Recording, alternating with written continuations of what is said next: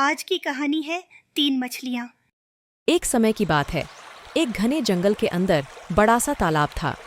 उस तालाब में बहुत सारी मछलियां रहती थीं, जिनमें से तीन मछलियां एक दूसरे की पक्की दोस्त थीं। इन तीनों का स्वभाव बिल्कुल अलग था। इनमें से पहली मछली थी, वह बहुत समझदार थी। वह संकट आने के पहले ही अपना बचाव कर लेती थी। दूसरी मछली थी, वह बहुत बुद्धिमान थीं। वह संकट आने पर अपनी सुरक्षा कर लेती थी, जबकि तीसरी सब कुछ भाग्य पर छोड़ देती थी। तीसरी मछली कहती कि अगर भाग्य में संकट होगा तो हम कुछ नहीं कर सकते, और भाग्य में नहीं होगा तो कोई भी हमारा कुछ नहीं कर सकता। तीनों मछलियां जिस जलाशय में रहती थीं, वह मुख्य नदी से जुड़ा हुआ था, किंतु घनी झाड़ियों से ढका होने के कारण सीधे दिखाई नहीं पड़ता था। यही कारण था कि वह अब तक मछुआरों की दृष्टि से बचा हुआ था। एक शाम मछुआरे नदी से मछलियां पकड़कर वापस लौट रहे थे।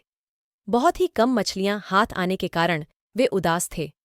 तभी उनकी दृष्टि मछलीखोर पक्षियों पर पड़ी, जो नदी से लगी झाड़ियों के पीछे से उड़ते चले आ रहे थे। उन मछलीखोर पक्षियों की चोंच में मछलियां दबी हुई थीं।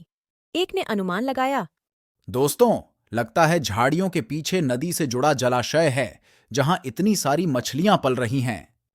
मछुआरे खुश होकर झाड़ियों में से होकर जलाशय के तट पर आ निकले और ललचाई नजरों से मछलियों को देखने लगे। एक मछुआरा बोला, लगता है ये जलाशय मछलियों से भरा हुआ है।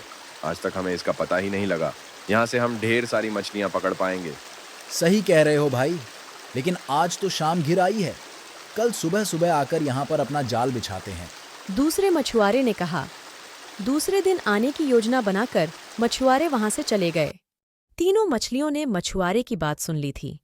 समझदार मछली ने कहा, साथियों, तुमने मछुआरे की बात सुन ली। अब हमारा यहाँ रहना खतरे से खाली नहीं है। खतरे की सूचना हमें मिल गई है। समय रहते अपनी जान बचाने का उपाय करना चाहिए। मैं तो अभी ही इस जलाशय को छोड़कर नहर से होती हुई नदी में जा रही हूँ। तुम लोग भी साथ चलो। उसकी बात सुनकर बुद्धिमान मछली बोली, तुम्हें जाना है तो जाओ, मैं तो नहीं आ रही। अभी खतरा आया कहाँ है। हमें इतना घबराने की जरूरत नहीं है। जब वह आएंगे तब की तब सोचेंगे। हो सकता है कि वो आए ही नहीं। जब तक खतरा सामने नहीं आएगा, मैं जलाशय छोड़कर कहीं नहीं जाऊंगी। हो सकता है कि मछुआरों को मछलियों से भरा कोई दूसरा जलाशय मिल जाए और वे यहाँ आने का इरादा छोड़ दें। यदि वे आ भी गए तो ये भी संभव है कि मैं उनके जाल फंसूं ही ना। तीसरी मछली बोली, किस्मत के आगे क्या भला किसकी चली है। मछुआरों को आना होगा तो आएंगे, और मुझे उनके जाल में फंसना होगा तो मैं फंसूंगी ही। मेरे कुछ भी करने से किस्मत का लिखा थोड़ी बदल जाएगा। समझदार मछली ने अपनी योजना अनुसार वहां से जाना ही उचित समझा और वह तुरंत वहां से चली गई। और बाकी दो मछलियां जलाशय में ही रुकी रहीं। अगले दिन सुबह मछुआरे जाल लेकर आए और जलाशय में जाल फेंक दिया। संकट सामने देख बचाव हेतु बुद्धिमान मछली अपना दिमाग दौड़ाने लगी।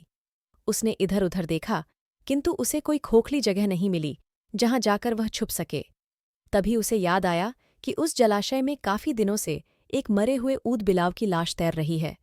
वह उसके बचाव के काम आ सकती है। जल्दी ही उसे वह लाश मिल गई। लाश सड़ने लगी थी। वह उस लाश के पेट में घुस गई और सड़ती लाश की सड़ांध अपने ऊपर लपेटकर बाहर निकली। थोड़ी देर बाद वह एक मछुआरे के जाल में फंस गई। मछुआरे ने जब जाल बाहर निकाला और सारी मछलियों को जाल से एक किनारे पर उलट दिया, बाकी मछलियां तो तड़पने लगीं, लेकिन वह दम साधकर मरी हुई मछली की तरह पड़ी रही। मछुआरे को सड़ांध का भभका लगा तो मछलियों को देखने लगा, तो उसमें कोई हलचल न देख मछुआरे ने उसे उठाकर सूंघा। आख, ये तो कई दिनों की मरी मछली है, सड़ चुकी है। ऐसे बड़बड़ाकर बुरा सा मुंह बनाकर मछुआरे ने उसे जलाशय में फेंक दिया। पानी में पहुंचते ही वह तैरकर सुरक्षित स्थान पर चली गई। इस तरह बुद्धि का प्रयोग कर वह बच गई। वही दूसरे मछुआरे के जाल में फंसी तीसरी मछली, जो केवल अपने भाग्य पर विश्वास करती थी, कुछ किए बिना किस्मत के भरोसे रही और अन्य मछलियों के साथ दम तोड़ दिया। तो दोस्तों, इस कहानी से हमें यह सीख मिलती है कि किस्मत उसी का साथ देती है जो खुद का साथ देते हैं। किस्मत के भरोसे रहकर हाथ पर हाथ धरे बैठे रहने वालों का विनाश निश्चित है। धन्यवाद दोस्तों। आशा करती हूँ कि आपको ये मज़ेदार कहानी पसंद आई हो। अगर आपने अभी तक मेरे चैनल बीहाइव टून्स को सब्सक्राइब नहीं किया है तो अब सब्सक्राइब करें, वीडियो को लाइक करें और शेयर करें। आपका समर्थन मुझे और अधिक वीडियोस बनाने के लिए प्रेरित करेगा। धन्यवाद।